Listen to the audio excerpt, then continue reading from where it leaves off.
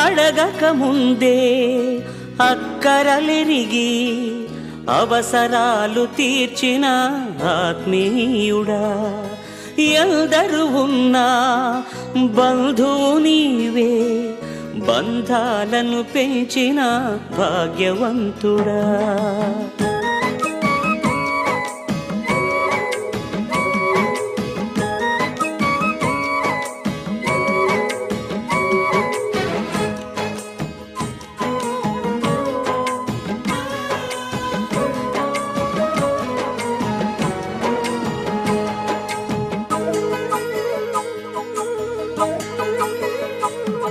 పదే పదే నేను పాడుకోనా ప్రతి చోట నీ మాట నా పాటగా, మరి మరి నేను చాటుకోనా